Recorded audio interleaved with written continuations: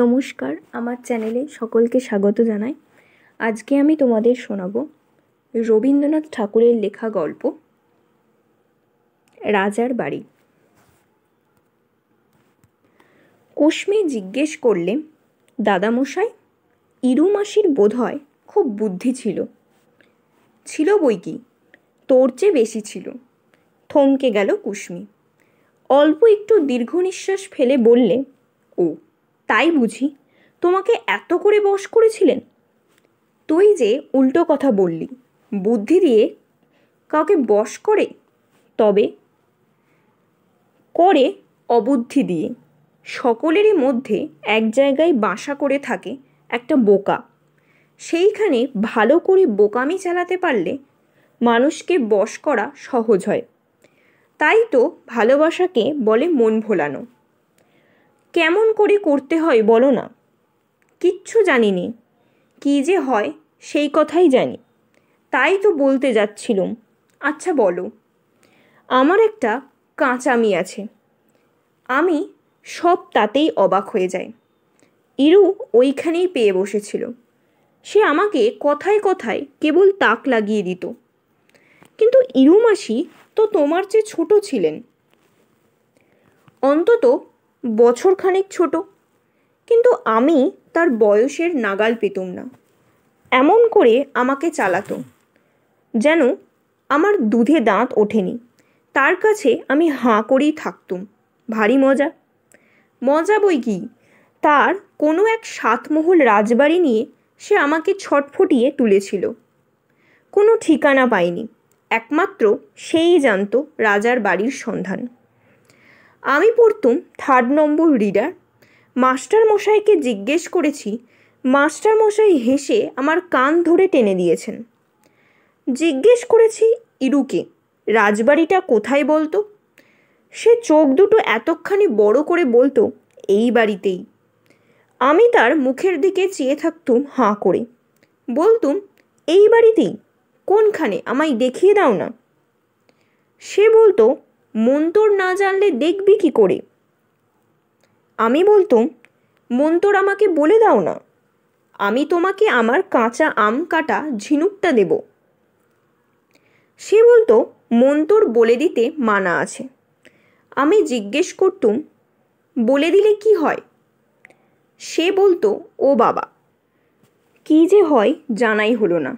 তার ভঙ্গি দেখে গা শিউরে উঠত। ঠিক করেছিলুম, একদিন যখন ইরু রাজবাড়িতে যাবে, আমি যাব লুকিয়ে লুকিয়ে তার পিছনে পিছনে। কিন্তু সে যেত রাজবাড়িতে, আমি যখন যেতাম স্কুলে। একদিন জিজ্ঞেস করেছিলুম, অন্য সময়ে গেলে কি হয়? আবার সেই ও বাবা, পিড়াপিড়ি করতে সাহসে কুলোতো না। আমাকে তাক লাগিয়ে দিয়ে নিজেকে ইরু খুব একটা কিছু মনে করত। হয়তো একদিন স্কুল থেকে আসতেই সে বলে উঠেছে, উফ, সে কি পেল্লাই কাণ্ড। ব্যস্ত হয়ে জিজ্ঞেস করেছি, কি কাণ্ড? সে বলেছে, বলবো না। ভালোই করত। কানে শুনতাম কি একটা কাণ্ড, মনে বারবার রয়ে যেত পেল্লাই কাণ্ড। ইরু গিয়েছে হন্তদন্তর মাঠে, যখন আমি ঘুমোতুম। এখানে পক্ষীরাজ ঘোড়ায় চড়ে বেড়ায়। মানুষকে কাছে পেলেই সে একেবারে উড়িয়ে নিয়ে যায় মেঘের মধ্যে। আমি হাততালি দিয়ে বলে উঠতুম, সে তো বেশ মজা। সে বলতো, মজা বই কি, ও বাবা, কি বিপদ ঘটতে পারত শোনা হয়নি। চুপ করে গেছি মুখের ভঙ্গি দেখে। ইরু দেখেছে পরীদের ঘরকন্যা। সে বেশি দূরে নয়, আমাদের পুকুরের পূবপাড়িতে যে চিনে বট আছে, তারই মোটা মোটা শিকড়গুলোর অন্ধকার ফাঁকে ফাঁকে তাদের ফুল তুলে দিয়ে সে বশ করেছিল। তারা ফুলের মধু ছাড়া আর কিছু খায় না। ইরুর পরিবারই যাবার একমাত্র সময় ছিল দক্ষিণের বারান্দায়, যখন নীলকমল মাস্টারের কাছে আমাদের পড়া করতে বসতে হতো। ইরুকে জিজ্ঞাসা করতুম, অন্য সময় গেলে কি হয়? ইরু বলতো, পরীরা প্রজাপতি হয়ে উড়ে যায়। আরও অনেক কিছু ছিল তার অবাক করা ঝুলিতে। কিন্তু সবচেয়ে চমক লাগাতো সেই না দেখা রাজবাড়িটা, সে যে একেবারে আমাদের বাড়িতেই, হয়তো আমার শোবার ঘরের পাশেই। কিন্তু মন তোর জানি নে যে ছুটির দিনে দুপুরবেলায় ইরুর সঙ্গে গেছি আমতলায়। কাঁচা আম পেড়ে দিয়েছি তাকে আমার বহুমূল্য ঘষা ঝিনুক। সে খোসা ছাড়িয়ে স্বল্প শাক দিয়ে বসে বসে খেয়েছে কাঁচা আম, কিন্তু মন্তরের কথা পারলেই বলে উঠছে, ও বাবা। তারপরে মন্তর গেল কোথায়? ইরু গেল শ্বশুরবাড়িতে। আমারও রাজবাড়ি খোঁজ করবার বয়স গেল পেরিয়ে। ওই বাড়িটা রয়ে গেল গড় ঠিকানা। দূরের রাজবাড়ি অনেক দেখেছি, কিন্তু ঘরের কাছে রাজবাড়ি, ও বাবা। খেলনা খোকার হারিয়ে গেছে, মুখটা শুকনো। মা বলে, দেখ ওই আকাশে আছে লুকানো। খোকা শুধুই ঘরের থেকে গেল কি করে? মা বলে যে ওই তো মেঘের থলিটা ভরে নিয়ে গেছে ইন্দ্রলোকের শাসন ছেঁড়া ছেলে। খোকা বলে, কখন এলো, কখন খবর পেলে? মা বললে, ওরা এলো যখন সবাই মিলি। চৌধুরীদের আমবাগানে লুকিয়ে গিয়েছিলি, তখন ওদের ফলগুলো সব করলি বেবাক নষ্ট। মেঘলা দিনে আলো তখন ছিল না কো স্পষ্ট। গাছের ছায়ায় চাদর দিয়ে এসেছে মুখ ঢেকে। কেউ আমরা জানি নে তো কজন তারা কে কে।